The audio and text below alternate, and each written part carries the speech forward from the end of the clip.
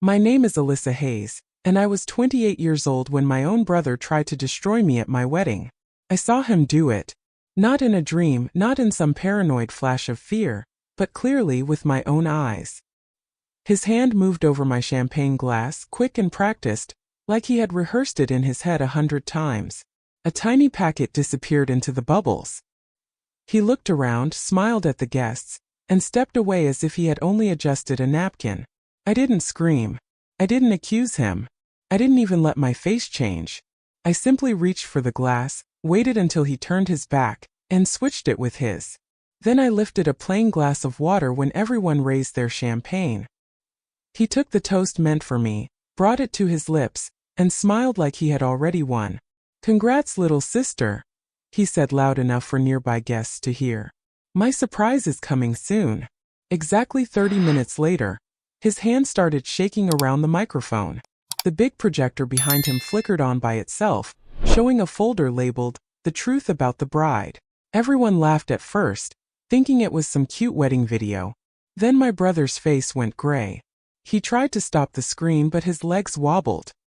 His smile cracked and the room went silent. That was when I realized the drink was only the beginning. Before I tell you what he said and what happened after I walked out, tell me, what time is it for you right now? Where are you watching from? And what's the weather like there? I'm curious to see how far this story will travel. 30 minutes before the projector exposed the first crack in my family, I was still trying to convince myself my wedding could survive the night. My brother's name was Tristan Hayes, and for most of my life, he had been treated like the sun around which our family orbited. He was charming when people watched, generous when cameras were near, and cruel only when he knew no one important was listening. Growing up, he had been the golden son who got second chances before I even received first ones. When he wrecked my father's truck at 19, my parents called it a mistake. When I won a scholarship at 20, he told everyone I only got it because people felt sorry for quiet girls. When my grandmother left me partial control of the family ranch trust, Tristan smiled at the dinner table and squeezed my shoulder so hard that I had bruises the next morning. "Don't worry," he whispered. "You'll hand it back when you realize you can't handle it." I never did. That was the first time I saw real hatred behind his perfect smile. My fiancé Jake Morrison knew pieces of this history, but not all of it.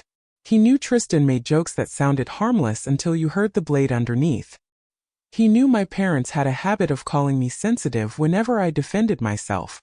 What Jake didn't know was that Tristan had called me 3 nights before the wedding and told me, "You're building a life on stolen attention." I should have told Jake then. I didn't because some part of me still wanted to believe my brother would not cross certain lines in front of 200 guests. That was my mistake. The wedding was held at my family's ranch in Texas, the same place where Tristan and I had grown up riding horses, breaking windows, and pretending our childhood was happier than it was. The ceremony had gone beautifully, almost suspiciously so. Jake cried during his vows. My best friend Lily Carter squeezed my hand before I walked down the aisle and whispered, "You deserve one peaceful day." I wanted to believe her. For 1 hour I did. Then the reception began, and Tristan transformed into the version of himself I feared most. Polished, calm, and too pleased with something no one else understood. He drifted between guests with a champagne flute, accepting compliments on my wedding as if he had planned it himself. When my aunt told him I looked radiant, his jaw flexed before he laughed. When my father said Jake was a good man, Tristan looked toward the bar instead of answering. I noticed the bartender too, an older man I did not recognize from our vendor meetings.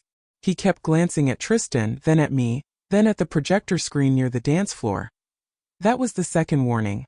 The first came when Lily pulled me aside near the dessert table and said, "Why is your brother asking the videographer about the slideshow?"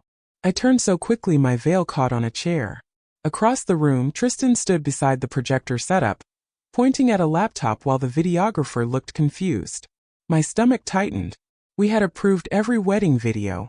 There was supposed to be one short montage of childhood photos, nothing more. Tristan saw me watching and lifted his glass in a private salute. I forced myself not to react.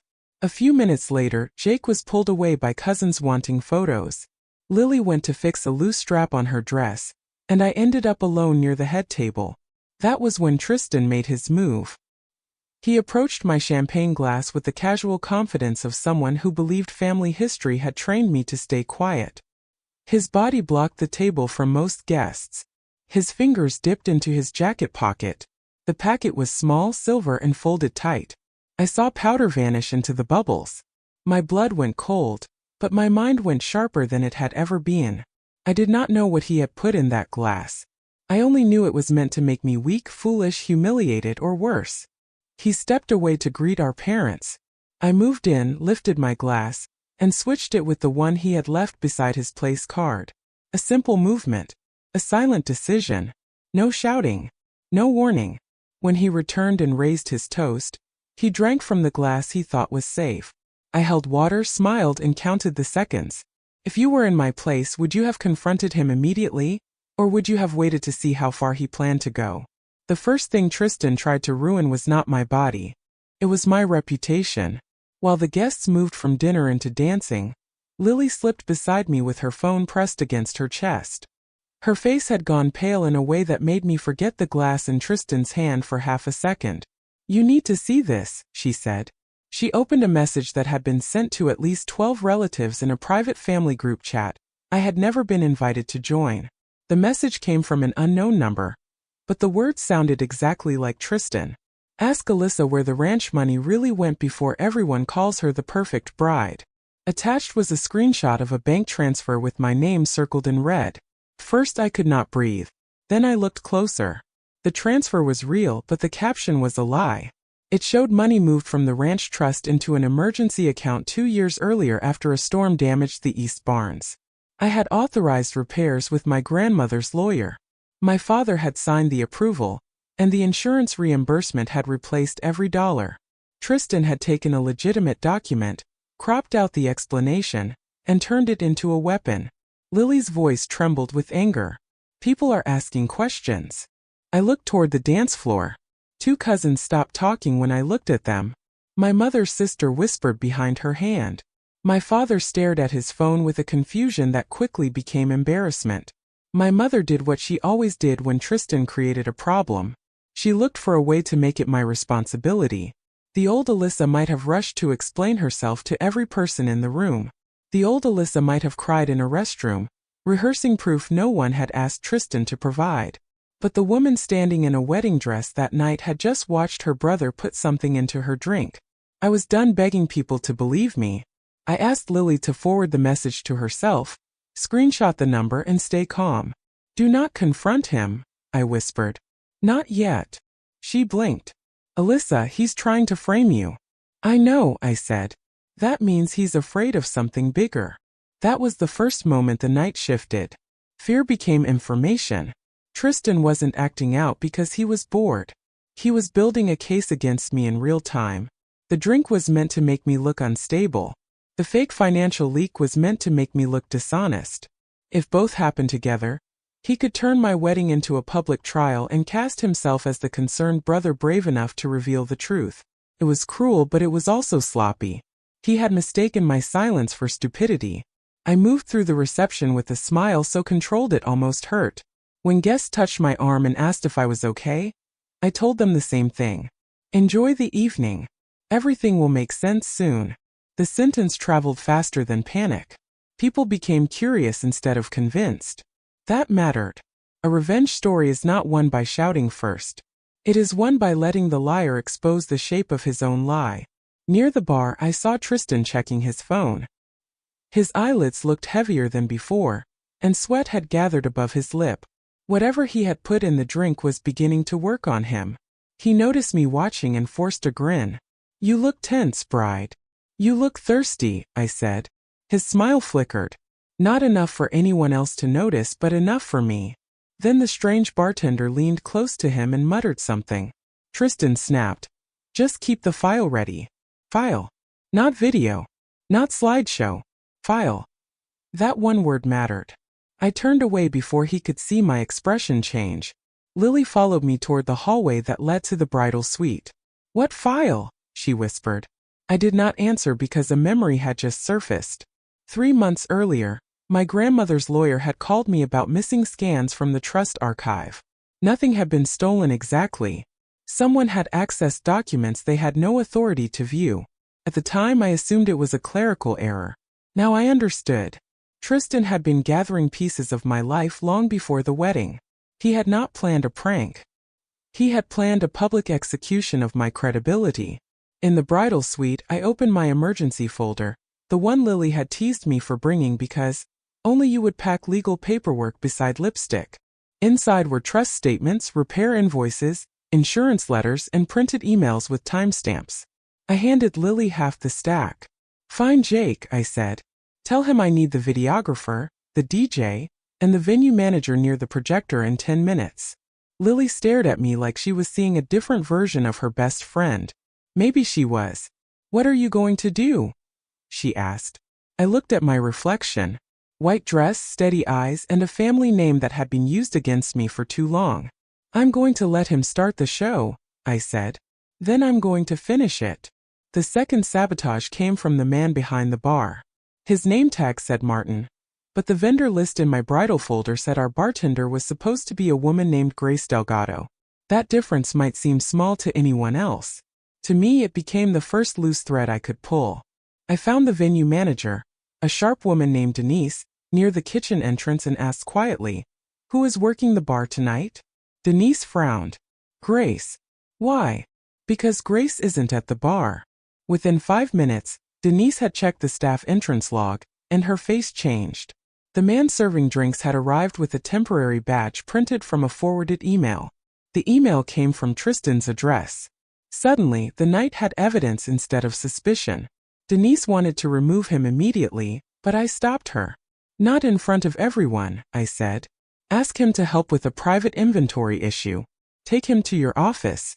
Keep him there, and turn on your security camera." She hesitated only once, glancing at my dress, then at my face. Whatever she saw made her nod. 10 minutes later, Martin was no longer at the bar. Tristan noticed almost instantly. I watched him scan the room, irritation breaking through his polished mask. He approached the bar, looked behind it, then checked his phone 3 times. The drink was doing more to him now. His pupils looked unfocused, and he kept rubbing his forehead as if the room had become too loud. That should have satisfied me, but it didn't. I did not want him hurt. I wanted the truth alive, clear, and impossible to bury. Denise returned with news that made my hands go numb. Martin had admitted Tristan paid him $500 to upgrade my champagne and start the wrong slideshow at exactly 9:15. He claimed he did not know what was in the packet because Tristan supplied it himself. Denise had recorded him saying enough to prove the arrangement. She also found the real bartender, Grace, waiting outside the service gate, furious and confused, because someone had texted her that the event was canceled. That text came from a burner number, but Martin had screenshots of Tristan's payment app confirmation. Suddenly, my wedding was no longer a family drama. It was a coordinated attack. Jake found me behind the floral arch, still holding the folder. His face had the calm fury of a man trying not to explode in a room full of grandparents. "Lily told me enough," he said. "Tell me the rest." So I did. I told him about the drink, the fake group chat leak, the substituted bartender, the projector file, and the way Tristan had been threatening me for years under the cover of brotherly teasing. Jake listened without interrupting. When I finished, he took both my hands. "Do you want to leave?"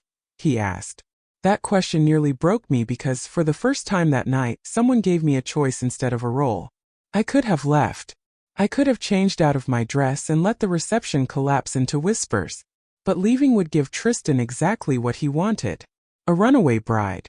A suspicious story. A family divided by rumor. I shook my head. "No. I want our first dance." Jake looked toward the barn where guests were waiting, phones buzzing with Tristan's lie. "Then we dance," he said. We walked back together. The room softened when people saw us hand in hand. The band began the song we had chosen months earlier, and for 3 minutes, I let myself feel the life Tristan had tried to steal from me. Jake held me like I was not a scandal, not a victim, not a family problem, but his wife. Halfway through the song, he leaned close and whispered, "The videographer is ready. Denise has the bartender's statement. Lily is with the DJ. Your grandmother's lawyer is on speaker in the office if needed." I almost laughed. Not because anything was funny, but because Tristan had underestimated everyone I loved. He thought my support system was decoration. He thought bridesmaids, husbands, vendors, and old lawyers existed in the background while men like him controlled the room. He was wrong. When the song ended, guests clapped. Tristan did not. He stood near the projector table, gripping a chair, his face shiny with sweat. He looked angry now, but also confused, as if the night had started disobeying him. Our eyes met. For a brief second, I saw the little boy who once broke my toy horse and cried until our mother made me apologize for upsetting him. Then he disappeared behind the man who had slipped something into my glass. He mouthed 2 words at me. "Sit down." I smiled, lifted my bouquet, and mouthed back, "Go ahead. If blood is supposed to be thicker than water, why do some relatives act like poison and call it love?" At 9:15 the lights dimmed. The DJ looked at me once, waiting for my signal. I gave the smallest nod. Tristan stumbled toward the microphone with the confidence of a man who believed the room still belonged to him. "I prepared something special," he announced. His voice dragged slightly on the last word, and a few guests exchanged confused looks. My mother laughed too loudly to cover it. My father frowned. Jake stood beside me, not touching me, but close enough that I could feel his presence like armor. Behind Tristan, the projector screen turned white. A folder appeared. The truth about the bride. Gasps moved through the room before anything even played. Tristan smiled at me with an ugly triumph. "Family deserves honesty," he said. "Especially before we celebrate someone who has been hiding so much." Then he clicked. The first slide showed the cropped bank transfer. The second showed a photo of me leaving my grandmother's lawyer's office. The third was a line of text. "She stole from the ranch trust." My mother made a strangled sound. My father rose halfway from his seat. Guests began whispering, and Tristan opened his arms like a preacher delivering judgment. "I didn't want to do this tonight," he lied. "But I couldn't let my sister start a marriage built on deception." That was my cue. I stepped forward before fear could decide for me. "Pause it," I said. The DJ paused the slideshow. Tristan blinked. "No, keep going." I said pause it, I repeated louder. The room turned toward me. My voice did not shake, and that alone changed the energy. "Since my brother wants honesty, let's have all of it." Tristan laughed, but it came out thin. "Alyssa, don't embarrass yourself. You already tried." Lily walked to the projector table and inserted a flash drive. The screen changed. Now the full bank transfer appeared. Not cropped, not edited, not twisted. Beside it was the insurance reimbursement, the contractor invoice, my father's signature, the lawyer's approval, and the email chain explaining every dollar. I heard my father whisper, "That's my signature." "Yes," I said without looking away from Tristan, "because you approved it." My mother's face drained of color. The guests were no longer whispering about me. They were whispering about him. Tristan grabbed the microphone. "She's manipulating documents." "Then let's ask the lawyer," I said. Lily tapped the laptop and my grandmother's lawyer, Margaret Hale, appeared by audio through the speakers. Her voice was crisp and merciless. "For the record, Alyssa Hayes did not steal from the ranch trust. She acted within her authority as co-trustee. The documents displayed by Tristan Hayes were incomplete and misleading." Tristan's jaw tightened. He tried to speak, but Margaret continued. "Furthermore, my office has been investigating unauthorized access to trust records over the past 3 months." That sentence landed like a dropped glass. My father turned slowly toward Tristan. "Unauthorized access?" Tristan wiped his forehead. "This is ridiculous." "It is," I said, "but not for the reason you think."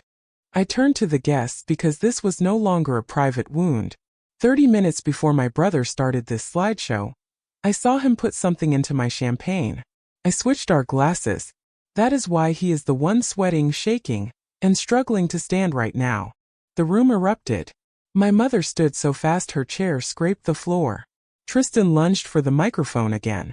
Jake moved one step, not aggressively, just enough to block him. Denise entered from the side with Martin, the fake bartender, standing behind her like a man who wished he could vanish into the floor. She held up her phone. "I have his statement recorded," she said. "He admits Mr. Hayes paid him to replace our bartender, alter the slideshow timing, and handle the drink. Tristan's mask finally cracked. He looked from Denise to Martin, from Martin to me, and then to our parents. For once, charm had nowhere to land. "You don't understand," he said. "I was trying to protect the family." "From what?" I asked. "From your own fraud?" I had not planned to say it yet. The words escaped because my body recognized truth before my mind arranged it politely. Tristan went still. So did my father. That stillness told me I had found the center. Lily clicked again. The screen changed, and this time the folder title was not his. It was mine. What Tristan didn't want found. I heard someone in the back whisper, "Oh my God." Tristan's eyes widened. "Turn that off," he said. "No," I replied. "You wanted a show to remember." The first document in my folder was not dramatic. It was a loan notice. Plain white background, small black text, and Tristan's signature at the bottom. But beneath the signature was another name. My father's. The problem was that my father had not signed it. I knew because he had been in the hospital recovering from surgery the week that document was dated. The second file showed a second loan. The third showed a line of credit opened against ranch equipment. The fourth showed a forged authorization requesting early liquidation of a trust investment my grandmother had protected specifically from Tristan. Each document was worse than the last, not because the numbers were enormous at first, but because the pattern was so clear. Small lies had become bigger lies. Temporary cover-ups had become theft. By the time the final page appeared, the room was silent enough to hear Tristan breathing. He had used my father's name, my mother's maiden name, and old family business accounts to borrow money he could not repay. Then, when Margaret Hale's office began asking questions, he looked for someone to blame. Me. The sister with partial trust authority. The sister whose wedding would gather every witness he needed. The sister he could make look unstable with a tampered drink, dishonest with cropped documents, and dramatic with a public meltdown. His jealousy had not been random. It had become strategy. He didn't just hate that I had attention. He needed me disgraced so no one would believe me when the missing money surfaced. My father's voice broke first. "Tristan," he said, "tell me this is fake." Tristan looked at him with tears in his eyes, but even then the tears felt like tools. "Dad, I was going to fix it." My mother covered her mouth. "Fix what?" "The investment failed," he snapped, suddenly angry at being cornered. "I had a chance to double it. I was going to put everything back before anyone knew." "You forged my name?" "What dash?" my father said. Tristan pointed at me. "Because she took everything. Grandma gave her power over the ranch like I was nothing. Every family dinner became about Alyssa's responsibility, Alyssa's maturity, Alyssa's perfect future. I was the son. I was supposed to inherit the ranch. There it was. Not love. Not protection. Ownership." He looked at me then, and for the first time all night he stopped pretending. "You were always in the way." The sentence should have destroyed me. Maybe years earlier it would have. But standing there in my wedding dress beside the man I had married, surrounded by people finally seeing the truth without my begging, I felt something colder and cleaner than pain. I felt free. "You didn't lose the ranch because of me," I said. "You lost trust because you treated family like property." He laughed bitterly, swaying slightly. "You think they'll choose you after this?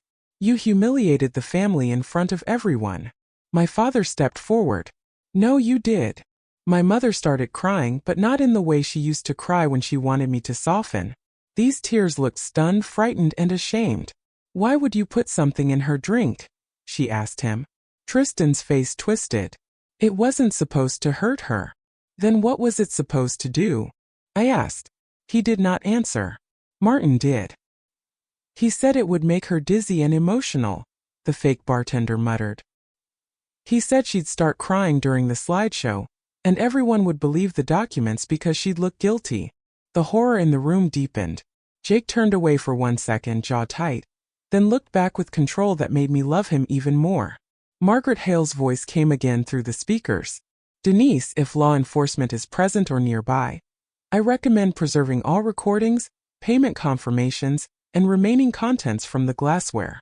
Denise nodded. "Already done." Tristan panicked. "You called the cops?" Venue security called them when Martin admitted drink tampering, Denise said. There at the gate.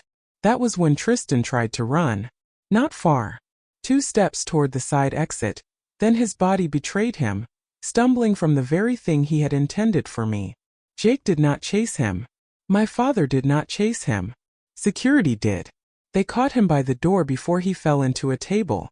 The sight should have felt satisfying. Instead, it felt tragic in the way rotten beams are tragic when a house finally collapses. Everyone acts shocked, but the damage had been spreading for years. As security held him upright, Tristan looked at our parents. You're going to let them do this to me? My father's voice was rough. No, son. You did this to yourself. My mother lowered her hand from her mouth. And we helped by excusing you. That confession hit me harder than I expected. I had wanted her to see him. I had forgotten that meant seeing herself too. She turned to me, trembling. Alyssa.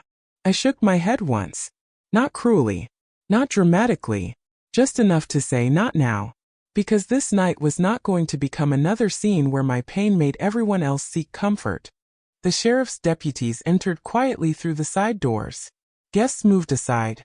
Tristan's face crumpled as he realized no joke, no charm, no family title could stop what came next. They did not drag him out like a movie villain. They asked questions, collected evidence, and escorted him away for a formal statement. That was somehow worse for him. No grand exit. No final speech. Just consequences. After Tristan was escorted out, the barn did not return to celebration right away. It became something stranger. A room full of people waking from a story they had believed too easily. Some guests avoided my eyes. Others looked at me with pity, which I hated more than suspicion.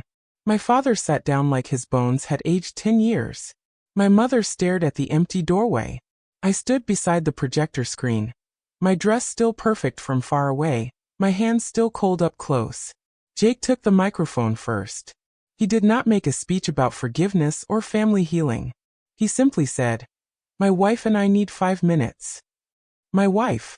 2 words, and the room remembered why we were there.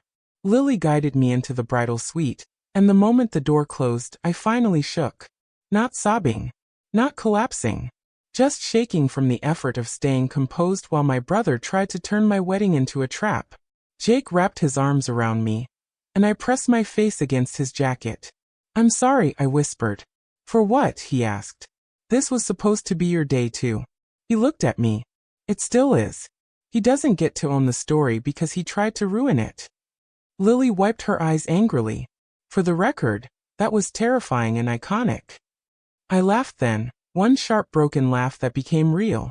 Denise knocked on the door and said the deputies had taken Martin's statement and collected both glasses. Margaret Hale had sent the trust documents to my parents and the authorities. The false messages had been screenshotted by enough relatives to trace the burner account. The revenge was not that Tristan looked foolish. It was that every system he tried to manipulate now had a record of him touching it. His lies had receipts. His threats had witnesses. His surprise had become evidence. When we returned to the reception, no one clapped. They just watched as I walked to the microphone. Not because I owed anyone an explanation, but because I owed myself the final word. "I know this isn't the wedding reception any of us expected," I said. "A few minutes ago, my brother tried to convince you I was dishonest, unstable, and unworthy of trust. Some of you believed him quickly. Some of you hesitated. A few of you protected me before you had the whole story. I will remember both." Several people lowered their heads. I looked at my parents. For years, I was told to keep peace by staying quiet. Tonight proved silence doesn't create peace. It creates room for the loudest liar. My mother cried again. My father covered her hand, but his eyes stayed on me. "I am not asking anyone to hate my brother," I continued. "I am also not asking anyone to excuse him. Love without accountability is just permission to hurt people twice." The room stayed silent, but this silence was different. It had weight. Maybe shame. Jake stepped beside me, and I turned toward him. I married a man tonight who asked if I wanted to leave, not because he was afraid, but because he cared more about my choice than a perfect party. Jake's eyes softened. "So here is my choice," I said. We are cutting the cake. We are having our dance. We are finishing this wedding. Not because nothing happened, but because I refuse to let the worst person in the room decide how this night ends. That was the first time the guests clapped. Not wildly. Not like everything was fine. But steadily, like people choosing the right side. The cake was brought out. My father walked toward me with a folded envelope. This was supposed to wait until tomorrow, he said. Your grandmother's attorney gave it to me months ago. She said I'd know when it mattered. I opened it with unsteady fingers. Inside was a handwritten note from my grandmother, and an amendment summary from the trust. My grandmother had known Tristan was pressuring me. She had documented concerns about his debts and restricted his access years earlier. She had also written one sentence that made my throat close. Alyssa does not need the family to give her strength. She needs the family to stop punishing her for having it. My father read it over my shoulder and broke. Not loudly. Not theatrically. He bowed his head and cried like a man finally understanding the cost of his favoritism. I failed you, he said. My mother stepped forward, but stopped when I lifted my hand. I'm not ready, I said. Her face crumpled, but she nodded. That nod was small, but it was the first respectful thing she had given me all night. The rest of the reception was not perfect. Perfect had been poisoned before the toast, but it became honest. Guests apologized quietly. Lily gave a maid of honor speech that made half the room laugh and cry. Jake and I cut the cake, while my cousins guarded the projector table like soldiers. Near midnight, my father announced Tristan would be removed from all ranch financial authority pending legal review, and anyone spreading the false accusation would receive full documentation correcting it. That public correction mattered more than any hug. The next morning, Tristan's attorney called Margaret Hale. By then, the venue had video, the bartender's statement, the payment confirmation, and a copied slideshow file with metadata. Tristan did not go to prison that night, and I won't pretend the legal process wrapped up like a movie. Real consequences take paperwork, time, and people brave enough not to back down. But he lost what he valued most immediately: control. He lost the family's automatic belief. He lost access to the accounts he abused. He lost the Golden Sun shield that had protected him for decades. And he lost me. Completely. Months later, people still asked whether I forgave him. I always gave the same answer. Forgiveness is not the same as handing someone another glass. Jake and I kept one wedding photo framed in our living room. Not the posed one under the arch. Not the cake-cutting one. The one Lily took after the final dance, when my makeup was faded, Jake's tie was loose, and I was laughing like the night had not beaten me. Because it hadn't. Tristan wanted my wedding remembered as the day I was exposed. Instead, it became the day everyone finally saw him clearly. And if you've ever had a family member smile in public while hurting you in private, remember this. You don't have to scream to be strong. Sometimes you switch the glass, save the proof, tell the truth, and let consequences walk through the door.